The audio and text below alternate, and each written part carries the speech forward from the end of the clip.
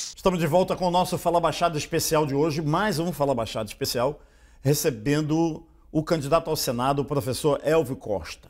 Professor, nós estamos iniciando agora com a sua entrevista. Eu quero muito agradecer o prestígio da sua presença aqui. Uma série de entrevistas com todos os candidatos ao Senado. Esse ano, nessas eleições, teremos uma vaga só. E o senhor disputa essa vaga. Por que o senhor resolveu ser candidato ao Senado?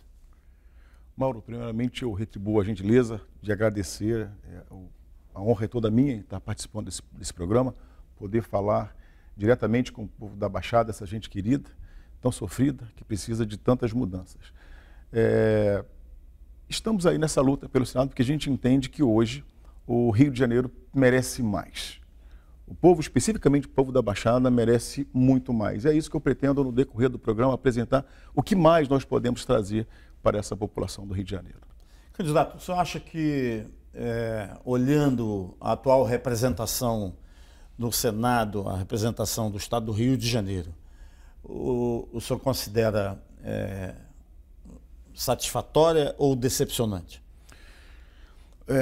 As palavras têm uma carga semântica, né? Decepcionante é a palavra que é mais correta para hoje a representação do Senado pelo Rio de Janeiro. Eu vou dar um exemplo, até para materializar aquilo que eu falo. Nós elegemos um senador que era o Harold de Oliveira, que era o senador que tinha uma característica cristã, senador historicamente, um deputado historicamente cristão. Hoje temos um suplente de senador, que deixou aquelas causas que eram as causas primeiras do candidato e hoje tem uma agenda diferente. Temos um outro candidato... O senhor está se referindo ao senador Carlos Portinho, sim, sim, eu quero... Primeiro suplente do senador falecido, o senador Harold de Oliveira. Sim. E o Harold é sempre, tradicionalmente, um senador de direita, alinhado com as causas, família, igreja, etc., inclusão, transformação social, e hoje nós não temos. Então, hoje eu entendo que o Rio merece muito mais.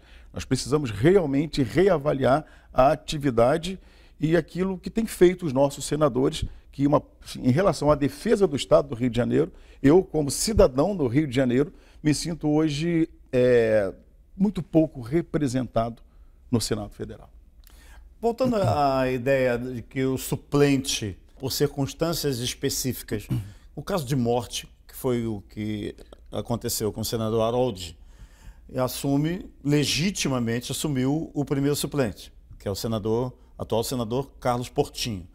Mas lá atrás, na época da composição da chapa, a escolha do primeiro suplente, do segundo suplente a que tem direito cada senador, não teria sido escolha do próprio candidato ao Senado?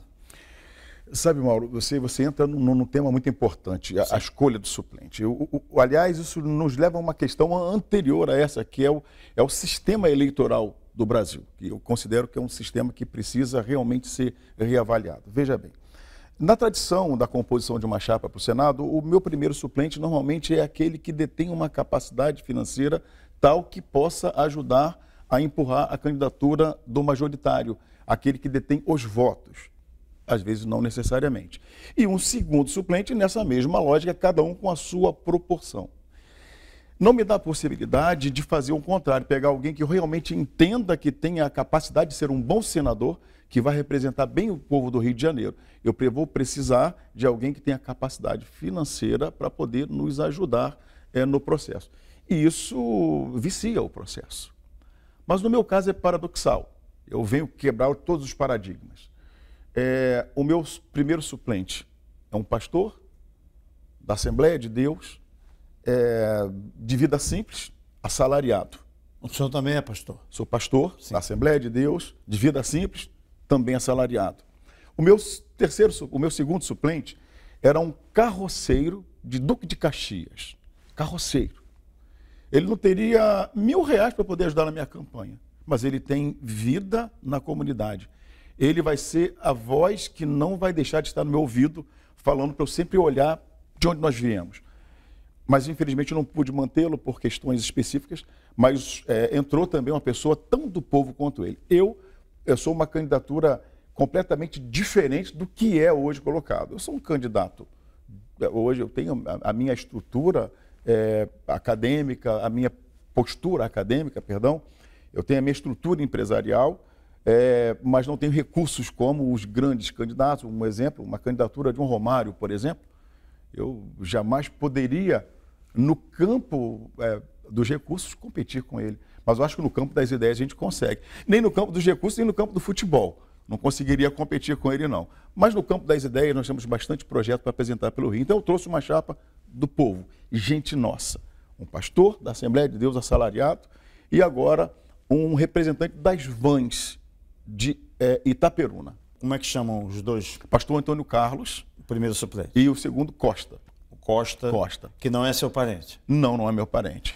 Candidato, eu queria lhe perguntar, na sua visão, se o Senado da República poderia apresentar mais propostas, ser mais propositivo no caso não só de emendas parlamentares, mas no caso de projetos específicos, melhorando a vida da educação no Brasil, já que muita gente aponta defeitos e dificuldades, deficiências, mas muitas vezes o governo federal não acompanha na velocidade que a população necessita. Deixa eu falar uma verdade, sabe, Mauro? Uma verdade que ela, eu acredito que seja inquestionável.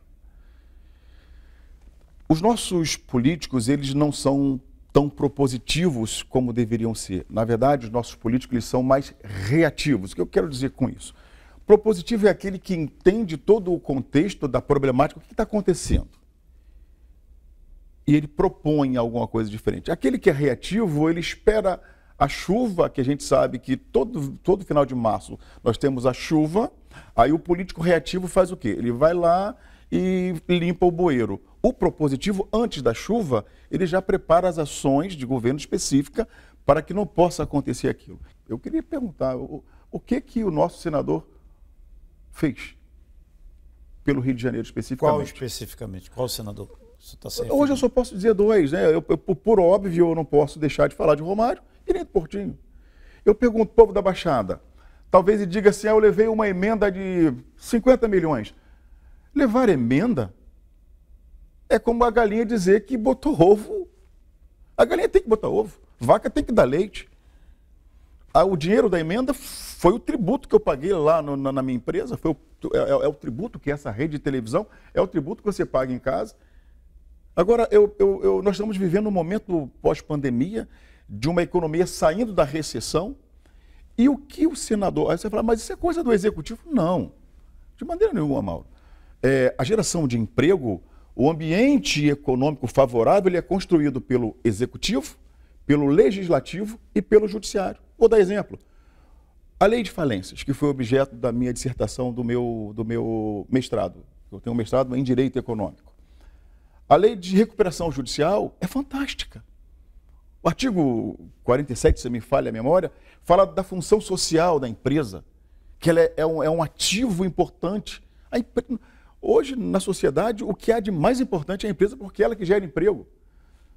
O que acontece hoje é uma inversão.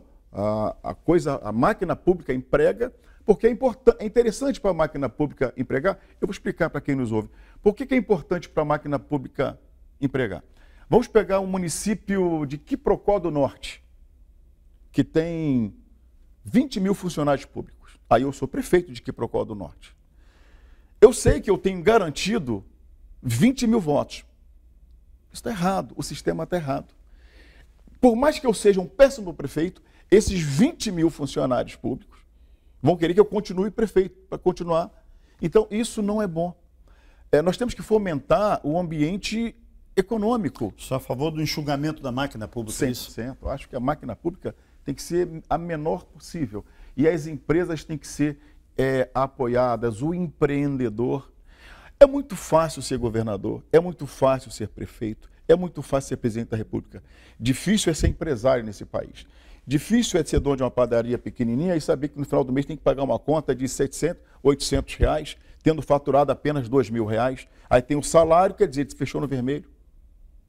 Quando você visita Brasília, ou visita a Alerj, ou visita qualquer lugar desse, você encontra ar-condicionado, um cafezinho. Aqui a água que tem aqui foi paga pela produção.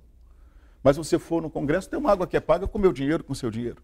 Então é muito fácil. Então eu acho que o mínimo que o bom político deveria fazer é olhar realmente para o povo. Quero pedir licença ao senhor por alguns minutos para o nosso primeiro intervalo e propor, vou deixar aqui uma pergunta diante do que o senhor está expondo. Se o senhor é dos que concordam que o serviço público no Brasil existe para não dar certo. Estou conversando aqui com o candidato ao Senado, o professor Elvio Costa. Rapidinho a gente volta.